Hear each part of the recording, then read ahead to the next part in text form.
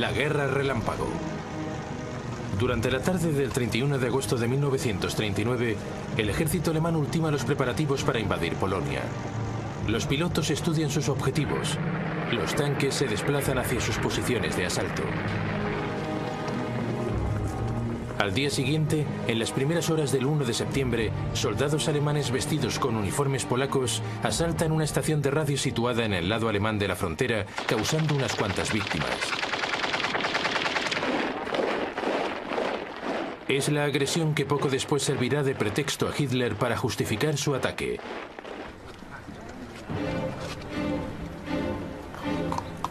A las 8 de la mañana, las tropas alemanas penetran a través de la frontera polaca y las fuerzas motorizadas avanzan con velocidad.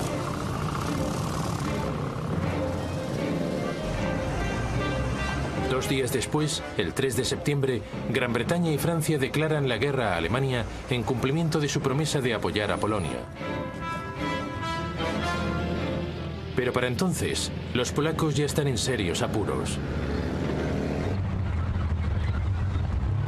A pesar de ser superados en número, se enfrentan a una nueva modalidad de guerra para la cual no están debidamente preparados: la Blitzkrieg o Guerra Relámpago.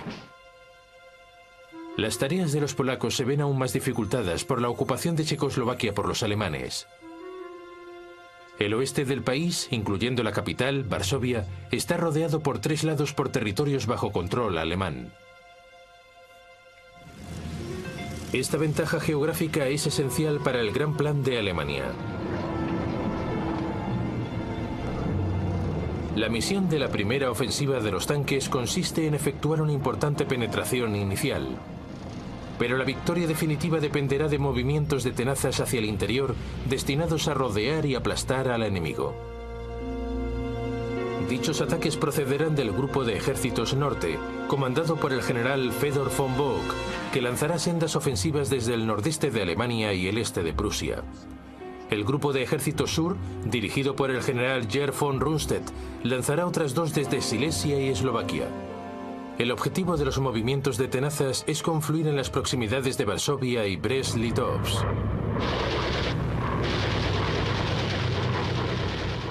Desde el principio todo marcha sobre ruedas para los alemanes.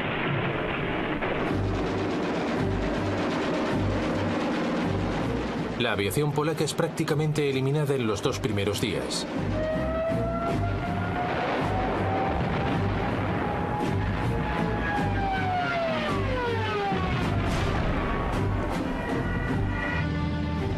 Los tanques se abren camino y avanzan hacia el interior.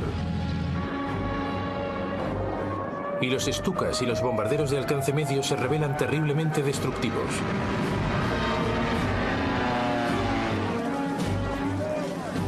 Los polacos son fraccionados y acorralados en reductos donde la mayoría serán hechos prisioneros.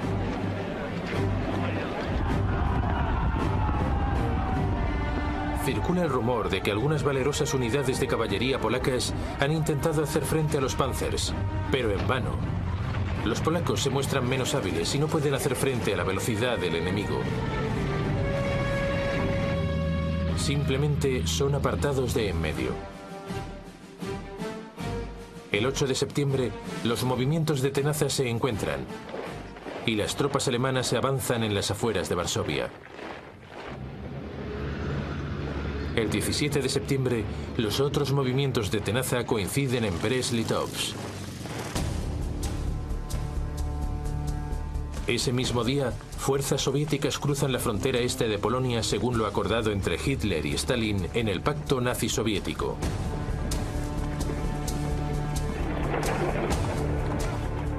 El ejército polaco se bate en retirada. El gobierno abandona el país. Pero Varsovia sigue luchando.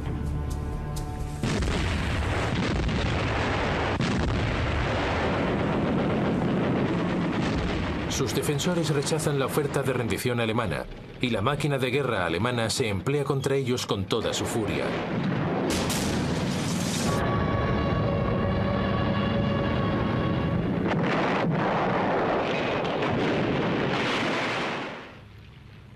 Observándolo todo está Adolf Hitler, que ha seguido de cerca a su ejército conquistador.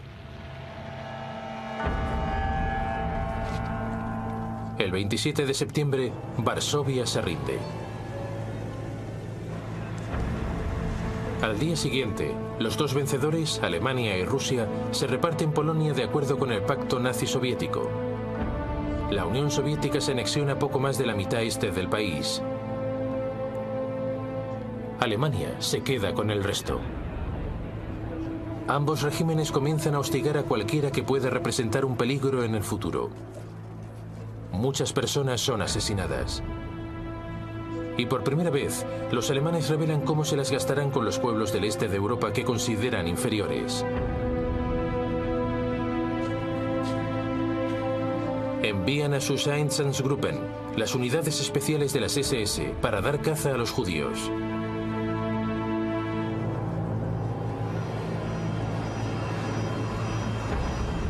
La mayoría son constreñidos en guetos en las ciudades más grandes, donde morirán de inanición. Otros son ejecutados en el acto.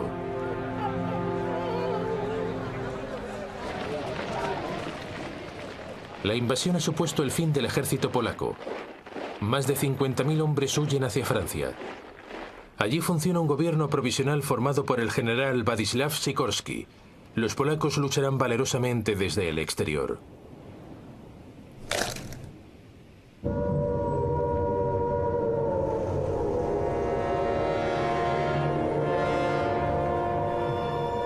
En Gran Bretaña, las sirenas antiaéreas suenan pocos minutos después de que el primer ministro Neville Chamberlain anuncie que las hostilidades se han iniciado. En realidad, a pesar de las promesas de sus políticos de defender la soberanía polaca, Gran Bretaña y Francia han hecho bien poca cosa para ayudar a Polonia. Tal como Hitler calculaba, no saben cómo proceder una vez declarada una guerra real.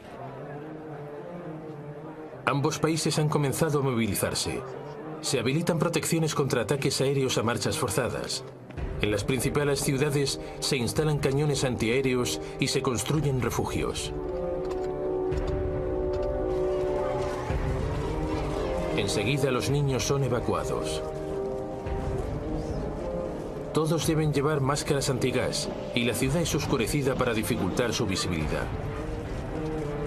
El ejército británico comienza a desplegar los 100.000 efectivos de su poderosa fuerza expedicionaria hacia el norte de Francia. Las tropas francesas han sobrepasado ligeramente la frontera alemana, pero rehúsan avanzar más allá del área cubierta por su artillería. La iniciativa está aún en manos de Hitler, y él por lo menos sabe qué va a hacer a continuación.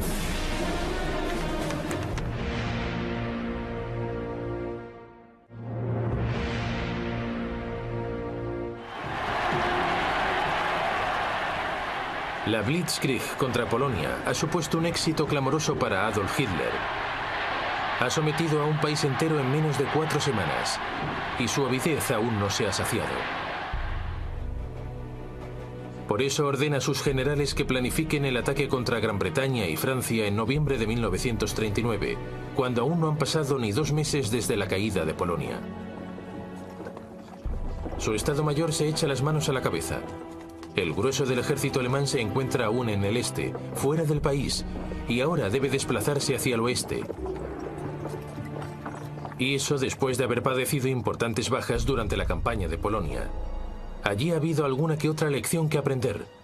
Los cañones antitanques polacos han destruido el equivalente a una división ligera Panzer.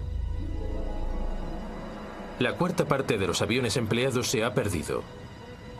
Los Panzers eran demasiado ligeros y no demasiado fiables. Con frecuencia se veían rebasados por sus columnas de suministro y por la infantería que avanzaba. De mala gana y después de encendidas discusiones, Hitler consiente en esperar hasta la próxima primavera. La Marina alemana sigue aún ocupada en un ambicioso programa de reconversión que no concluirá hasta 1948. El comandante de su división submarina, el almirante Karl Dönitz, planea cortar las rutas de suministro británicas a lo largo del Atlántico. Para ello necesita 300 submarinos transatlánticos, pero no tiene más que 38. Con todo, Dönitz se asegura de que todos los submarinos disponibles se encuentren en el mar el día 3 de septiembre, el primer día de guerra contra Gran Bretaña. Esa tarde, Al ser confundido con un barco mercante, el submarino U-30 hunde el transatlántico Athenia sin previa advertencia.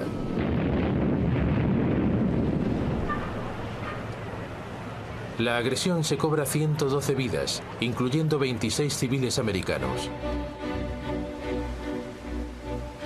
La Marina británica supera de largo a su homóloga alemana. Posee 12 acorazados, Alemania ninguno. Posee además 5 portaaviones, Alemania igualmente ninguno. Así, después del incidente de la Athenia, Gran Bretaña declara el bloqueo total de los puertos alemanes. Sin embargo, pese a su superioridad numérica, la Royal Navy cuenta con muy pocos barcos de escolta. Muchos mercantes deben zarpar solos, y a finales de 1939, más de 100 ya han resultado hundidos. Enseguida se hace evidente que los británicos han subestimado lamentablemente la amenaza submarina. El 17 de septiembre, el U-29 hunde el portaaviones británico Courageous.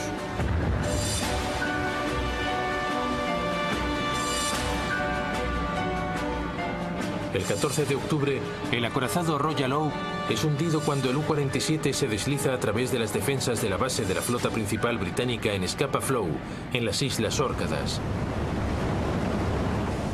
Entretanto, también la pequeña flota de superficie alemana es movilizada contra las rutas marítimas enemigas. El 22 de noviembre, los cruceros de combate Scharnhorst y Genesau interceptan un convoy en el Mar del Norte.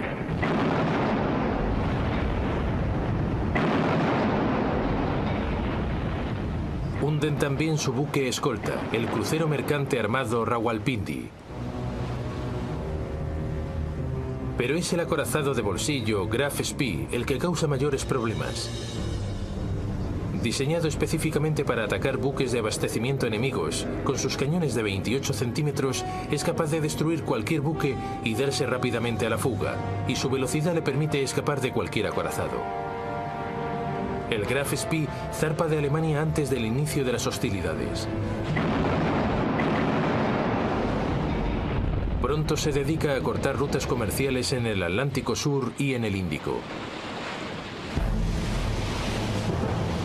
Finalmente, 3 cruceros británicos, el Exeter, el Ajax y la Chills, lo interceptan a poca distancia del Río de la Plata, en la costa este de Sudamérica. Las naves británicas dañan el acorazado de bolsillo tan seriamente que ha de refugiarse en el puerto neutral uruguayo de Montevideo. Allí los alemanes creen en el falso rumor de que han llegado a la zona unas fuerzas británicas mucho más potentes. Cuando el Graf Spee es conminado a abandonar el puerto, su capitán decide hundirlo antes de que lo aniquile el enemigo.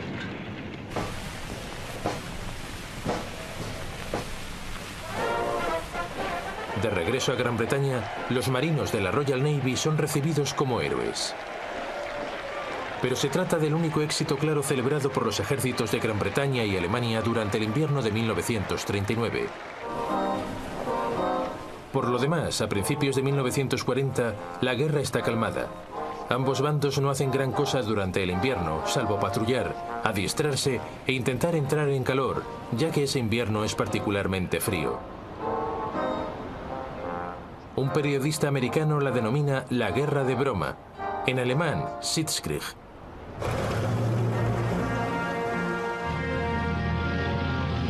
En primavera, la fuerza expedicionaria británica toma posiciones a la izquierda del frente en la frontera belga.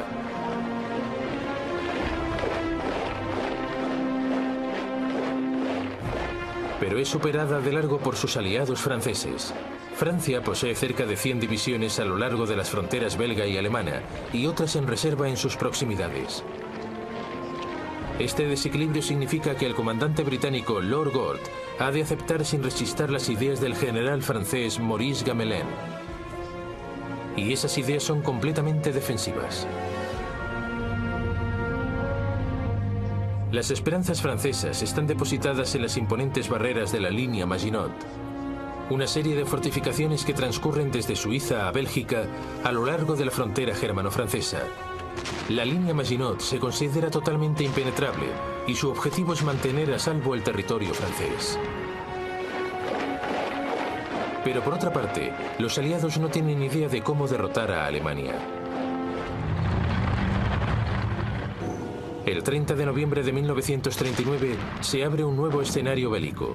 La Unión Soviética invade su pequeño país vecino, Finlandia.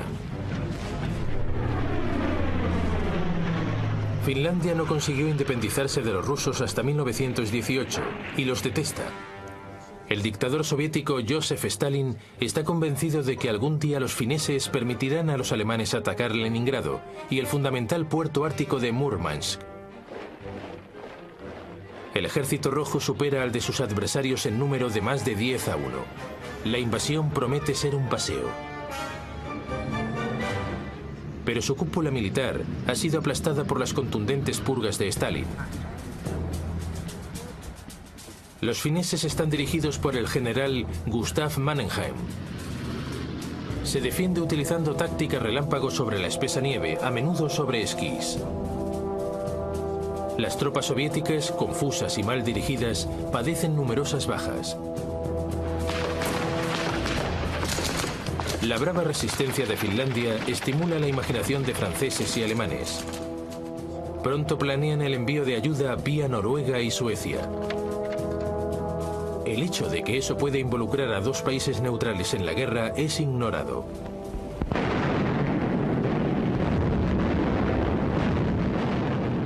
Pero una nueva ofensiva soviética a principios de febrero rompe la línea defensiva finesa. A primeros de marzo, los fineses han de ceder territorio a Stalin. También Hitler ha comenzado a mostrar interés por Escandinavia. La máquina de guerra nazi precisa del mineral de hierro procedente de Suecia. En los meses de invierno, la única manera de que llegue a Alemania es a través del puerto noruego de Narvik. Si los aliados desembarcan en Noruega, esa vía de abastecimiento esencial podría verse interrumpida. Por eso ordena planificar la invasión de Noruega. Dinamarca, que queda en medio, también habrá de ser ocupada.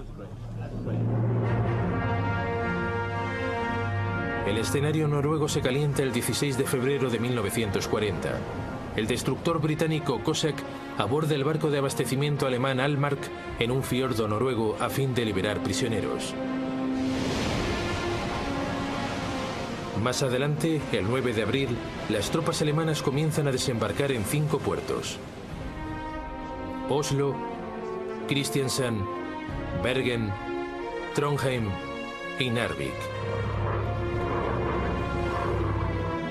De manera simultánea, efectivos de la recién creada división paracaidista alemana ocupan los aeródromos de Stavanger y Oslo. Cogidos por sorpresa, los defensores noruegos se ven rápidamente aplastados. También los daneses. Las fuerzas alemanas ocupan ambos países en 24 horas. En Noruega, los alemanes se desplazan velozmente para conectar sus cabezas de playa y ocupar las principales ciudades. En el aire, el dominio de la Luftwaffe es incontestable. Los aliados responden. Una fuerza de desembarco es enviada a la zona con la intención de recuperar Narvik. Las tropas de Francia y Noruega consiguen su objetivo el 28 de mayo. Pero una poderosa fuerza alemana se aproxima. 6 semanas después, los aliados abandonan Noruega a su suerte.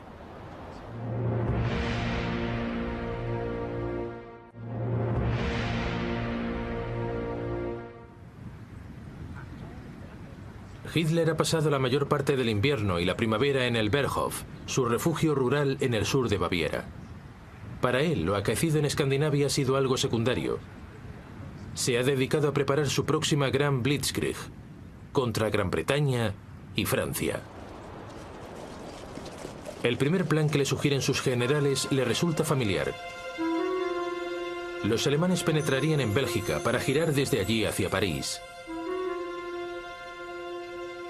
Es una repetición del plan Schlieffen, utilizado por los alemanes al inicio de la Primera Guerra Mundial. Los aliados cuentan con ello, y su principal discusión estratégica consiste en cómo prepararse para neutralizarlo. Cuando los alemanes ataquen, los aliados planean que sus fuerzas situadas al oeste de la línea Maginot penetren en Bélgica para frenar al enemigo en la línea más corta y defendible formada por los ríos Dil y Mosa. El 10 de enero de 1940, un avión de enlace alemán pierde su rumbo y se estrella en Bélgica. En su interior se encuentra una copia del plan alemán. Eso convence a los aliados de que su plan Dil ha de funcionar y despliegan sus efectivos en consecuencia. Por desgracia, el mismo incidente induce a los alemanes a cambiar por completo de planes. El estratega principal, el general Erich von Manstein, siempre ha considerado el plan original poco imaginativo. Le preocupa que las tropas alemanas pudieran quedar empantanadas como en la Primera Guerra Mundial y que su país acabara derrotado tras una lucha interminable. Por eso propone a Hitler que la ofensiva principal se desarrolle en la zona en que termina la línea Maginot, donde los aliados verían más vulnerables cuando sus ejércitos situados en el oeste avanzaran. La práctica totalidad de los tanques alemanes se reuniría frente a las Ardenas, al sudeste de Bélgica. Los aliados consideran esta zona abrupta y boscosa poco menos que infranqueable para los tanques, por cuyo motivo no se han preocupado en exceso de defenderla. El plan consiste en reubicarse detrás de los ejércitos aliados que se habrán adentrado en Bélgica. Así podrán cortarles el paso, y todas las fuerzas situadas en la línea Maginot serán sobrepasadas. Es una estrategia arriesgada. Las unidades blindadas alemanas pueden quedarse atascadas en el bosque, pero a Hitler le gusta. Así pues, las fuerzas alemanas reorganizan sus posiciones sin el conocimiento de los aliados. Mientras tanto, los aliados se preparan para su prolongada guerra defensiva.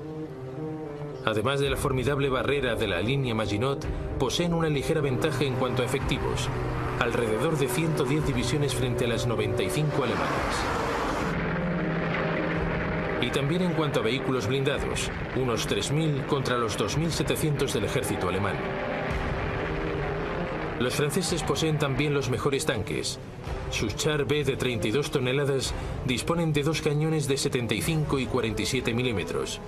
Su desventaja es que el cañón principal está montado en el casco, con lo que se hace difícil apuntar. El segundo cañón se encuentra en una torreta monoplaza en la cual el tripulante ha de controlar el tanque y a la vez dirigir el cañón.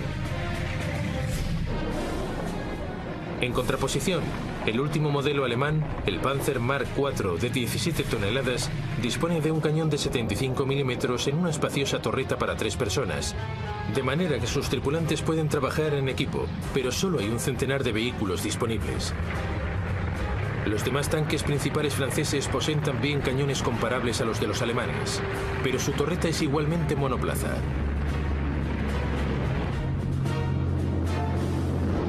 El único ámbito en el que los alemanes cuentan con una clara ventaja es el aire. La Luftwaffe posee 2.000 bombarderos, los aliados únicamente 800. La Luftwaffe dispone de 4.000 aviones de combate, incluyendo el ultramoderno Messerschmitt Bf-109. Deberán enfrentarse a tan solo 2.500 aviones bastante más antiguos. La aviación británica dispone de unos 800 sofisticados cazas Spitfire y Hurricane, pero los mantiene reservados para la defensa interna. El 10 de mayo de 1940, Winston Churchill se convierte en primer ministro del Reino Unido. No podía haber elegido un día peor, pues es la fecha en que Hitler decide lanzar su Blitzkrieg contra Francia y Gran Bretaña. Al amanecer, una división aerotransportada alemana cae en paracaídas sobre Holanda para ocupar puentes y campos de aviación. Simultáneamente, la sólida fortaleza belga de Eban-Emael es asaltada. Zapadores paracaidistas se lanzan sobre sus cúpulas desde los planeadores alemanes. Rápidamente, inhabilitan los cañones. Mientras tanto, la Luftwaffe ataca bases aéreas en Holanda y Bélgica. A continuación, las barreras fronterizas son apartadas. Y el grupo de ejércitos B de Hitler, comandado por el general Fedor von Bock, se adentra en Holanda y Bélgica. Conforme a lo planeado, los ejércitos británicos y francés situados a lo largo de la frontera belga avanzan hacia su nueva línea defensiva a lo largo de los ríos Dyle y Mosa. Pero ninguno de los comandantes aliados parece haber advertido que el grupo de ejércitos A de los alemanes, que posee la mayoría de los Panzers, después de haber apartado a las tropas fronterizas belgas, han comenzado a penetrar en las colinas y bosques de las Ardenas.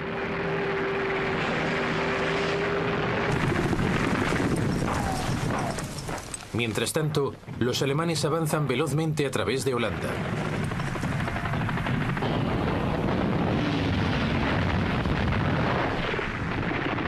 El obsoleto ejército holandés no puede hacer frente a la ultramoderna máquina de guerra alemana y padece los continuos ataques aéreos de la Luftwaffe, que surca los cielos sin oposición. El 14 de mayo, los alemanes exigen la entrega del puerto de Rotterdam. Una nutrida fuerza de bombarderos alemanes despega mientras los holandeses aún titubean. Cuando ya están volando, los holandeses acuerdan entregar la ciudad, pero al parecer ningún aviso de retirada llega a los bombarderos.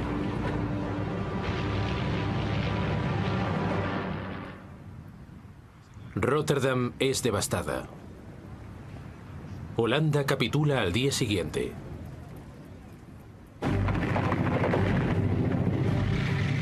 Llega más tarde una noticia que cae como un jarro de agua fría. La posibilidad que británicos y franceses habían juzgado imposible se ha cumplido. Los tanques alemanes han atravesado las Ardenas y han llegado hasta el Mosa por la tarde del 12 de mayo. Entre los primeros en llegar a Sedan, al norte de la línea Maginot, se encuentran los hombres del 19º Cuerpo Panzer, dirigido por el general Heinz Guderian, que acaba de salir victorioso de Polonia.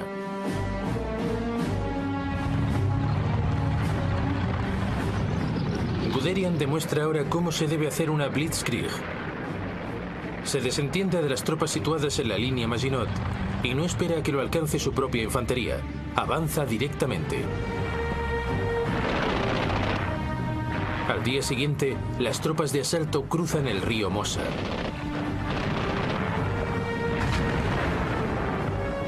Los zapadores comienzan a construir puentes para las unidades blindadas pese al intenso fuego francés.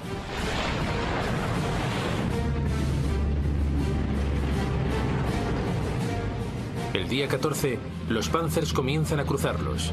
Esa tarde, la cabeza de puente de Guderian se encuentra a casi 13 kilómetros y se han realizado nuevos cruces en Montherm y Dinant. Las tropas francesas, inmovilizadas en la línea Maginot, se ven impotentes para intervenir. Los bombarderos aliados lanzan ataques desesperados para destruir los puentes alemanes.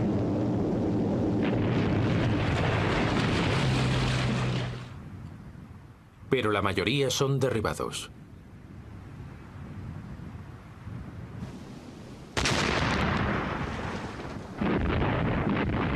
Todo el rato, las artillerías alemanas bombardeaban las defensas francesas mientras los Stukas se lanzaban en picado. Justo 3 días después de haberse iniciado el ataque, la resistencia francesa alrededor de Sedan se viene abajo. Los Panzers de Guderian se desplazan veloces hacia el oeste. Al anochecer han avanzado más de 60 kilómetros en pos del grupo de ejércitos aliados norte. Estos se han mantenido firmes en la línea de Dyle, pero ahora el comandante en jefe francés, el general Gamelin, advierte que están a punto de quedar rodeados y les ordena replegarse. Esta repentina decisión de retirarse desconcierta a las tropas aliadas, que ignoran por completo lo que está ocurriendo detrás de ellas. El repliegue se ve dificultado por una creciente avalancha de refugiados que obstruyen las carreteras. Ese mismo día, el primer ministro francés, Paul Reynaud, telefonea a Churchill. «Nos han derrotado. Hemos perdido la batalla», le dice. Ahora parece que nada puede frenar a Guderian, que se adentra cada vez más en territorio francés. El día 19, sus unidades punteras ya han sobrepasado Perón. El día 20, tras una extraordinaria carrera de 90 kilómetros, Amiens es ocupada a la hora del almuerzo. Abbeville, a solo 22 kilómetros del Canal de la Mancha, es ocupada a las 9 de la noche. Y a medianoche, un batallón de la segunda división Panzer llega a la costa de Noyelles. Los alemanes han dividido en dos el frente aliado. Ahora todo depende de si serán capaces de defender ese largo pasillo o de si los aliados podrán contraatacar con éxito.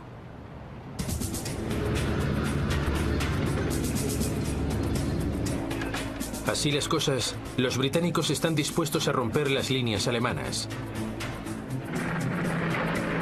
El 21 de mayo, dos batallones acorazados se preparan para lanzar un ataque en el sur de Arras.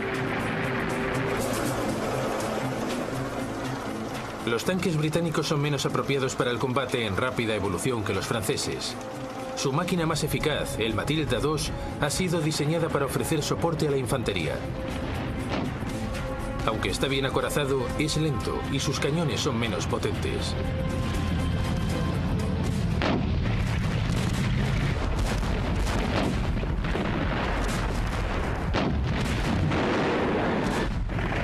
Los alemanes no tienen excesivos problemas para repeler el ataque. Pero eso produce una reacción. El alto mando alemán comienza a preocuparse por sus prolongadas líneas de comunicación. En consecuencia, por el momento el avance hacia el sur de Francia queda suspendido hasta que llegue la infantería. La prioridad es girar hacia el norte y eliminar a la fuerza expedicionaria británica y al primer ejército francés que combate a su lado.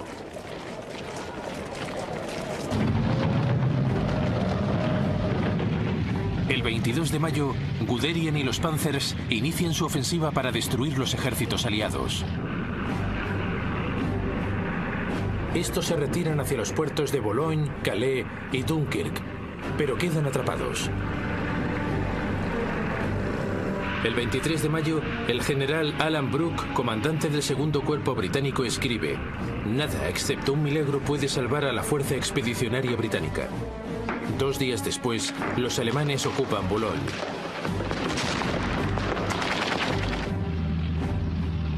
Empieza a parecer que incluso un milagro llegaría aunque demasiado tarde.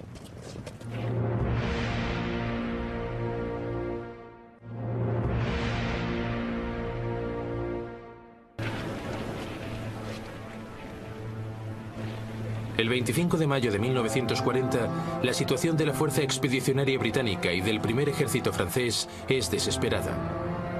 El puerto de Boulogne ha sido invadido. Las tropas alemanas han aislado Calais. Los británicos se han visto obligados a regresar al puerto de Dunkirk. Lord Gord, el comandante británico, notifica a su gobierno que la única esperanza de salvar ni que sea una fracción de sus tropas consiste en organizar una evacuación por mar.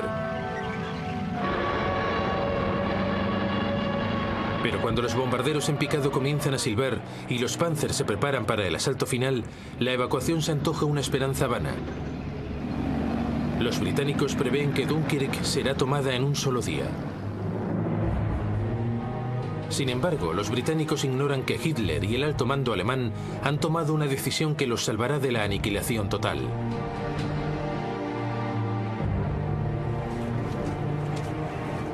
Los alemanes son plenamente conscientes de que los tripulantes de sus Panzers están exhaustos y de que sus máquinas necesitan reparaciones urgentes. Los ataques lanzados por De Gaulle y los británicos han fracasado, pero han puesto en evidencia hasta qué punto son vulnerables las líneas de comunicación alemanas. Esta es la gran debilidad de la Blitzkrieg. Por consiguiente, el alto mando toma una decisión fatídica. Ordena frenar el avance de los Panzers para evitarles daños mayores y esperar la llegada de la infantería. Solo entonces serán eliminados los aliados atrapados en Dunkirk. Así pues, la Blitzkrieg se detiene y los Panzers paran motores. No avanzarán durante 2 días, lo suficiente para conceder, especialmente a los británicos, un cierto tiempo para prepararse. Mientras los tanques esperan, la única acción importante tiene lugar en Calais. Allí, las guarniciones francesa y británica se niegan a rendirse. Pero son aplastadas tras 3 días de sangrientos combates cuerpo a cuerpo. Cuando los Panzers se ponen nuevamente en marcha 2 días después, el 26 de mayo, el tiempo ha cambiado.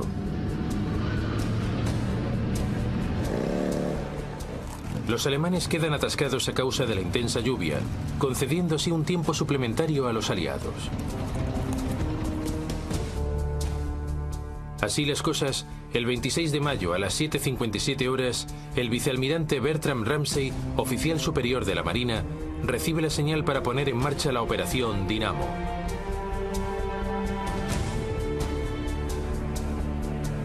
La operación Dinamo es un plan destinado a retirar a la fuerza expedicionaria británica por mar. Lo ha preparado sin demasiadas esperanzas de poderlo poner en práctica. Al día siguiente, una improvisada flota de destructores, remolcadores y transportadores cruza el Canal de la Mancha. Pero al final del día, menos de 8.000 de los más de 300.000 hombres acorralados en Dunkirk han sido rescatados. El puerto sufre un ataque aéreo tan violento que no puede ser utilizado. Y los barcos no pueden acercarse lo suficiente a las playas. Ramsay efectúa un llamamiento a todas las embarcaciones de poco calado de más de 30 pies de eslora. Cientos de lanchas, pesqueros y barcazas zarpan de los puertos de todo el sur de Inglaterra y son enviados a través del Canal de la Mancha, muchos de ellos tripulados por sus propietarios civiles. A la semana siguiente, las pequeñas embarcaciones operan junto a las playas de Dunkirk, transportando tropas a barcos más grandes, con la esperanza de ponerlas a salvo. En todo momento se ven expuestas a ataques aéreos. La aviación británica incorpora todos sus aviones de caza a la batalla para ahuyentar a la Luftwaffe.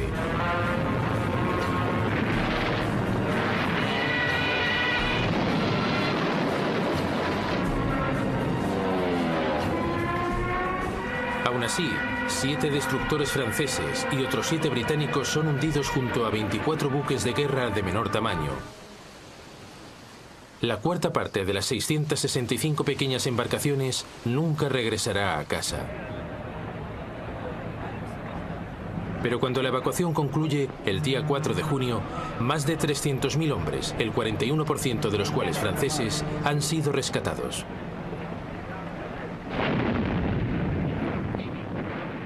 Nada de eso habría sido posible sin el heroísmo del ejército francés, que ha desempeñado un papel decisivo ralentizando el avance alemán.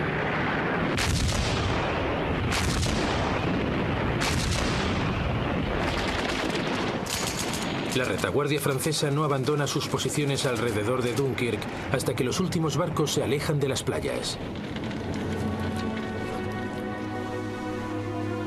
Un oficial británico compara el episodio a la resistencia final de los espartanos en las Termópilas. Con todo, el ejército británico ha perdido la mayoría de sus armas pesadas. No volverá a estar en condiciones de luchar contra los alemanes durante un largo tiempo. Francia continúa luchando, aunque ha perdido más de la mitad de su ejército. Los alemanes, en cambio, disponen de 92 divisiones, incluyendo montones de unidades blindadas.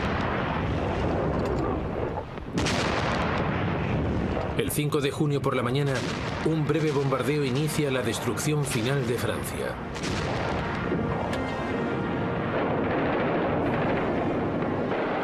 Las tropas de asalto cruzan el Somme y el Aisne.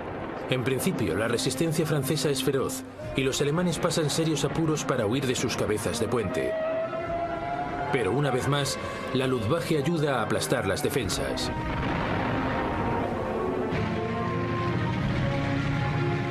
Pronto los Panzers se abren camino hacia el sur y el goteo de las tropas francesas que se rinden se convierte en una riada. El día 8, los Panzers alemanes llegan al río Sena y la infantería se encuentra a unas pocas horas de distancia. Una vez cruzado el río, los alemanes se abren en abanico hacia el interior del país. El día 14, el ejército alemán desfila en París.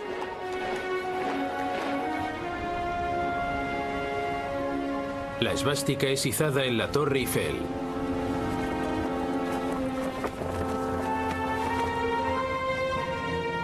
Hitler ha conseguido la presa que se le escapó al Kaiser en 1914. Los parisinos no pueden más que mirar perplejos y horrorizados. Durante el período del colapso francés, Winston Churchill efectúa 3 visitas a Francia para intentar levantar la moral de la resistencia francesa. El 16 de julio incluso ofrece a Paul Reynaud una unión con Gran Bretaña si Francia continúa luchando.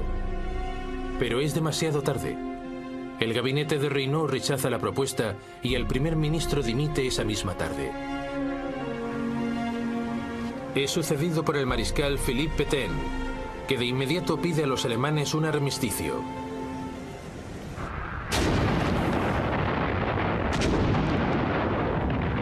Solo entonces los alemanes inician por fin el ataque a la línea Maginot, que ha quedado aislada. Después de un intenso bombardeo de la artillería, los defensores franceses ofrecen únicamente una resistencia simbólica antes de que las tropas alemanas ocupen los fuertes.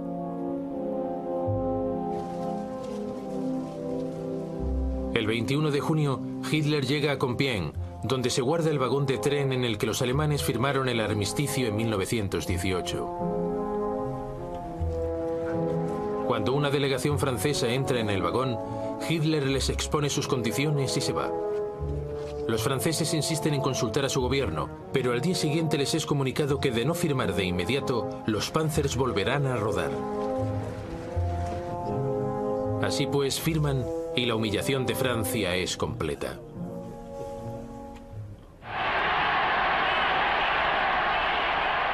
Hitler considera absoluto su control sobre el oeste de Europa.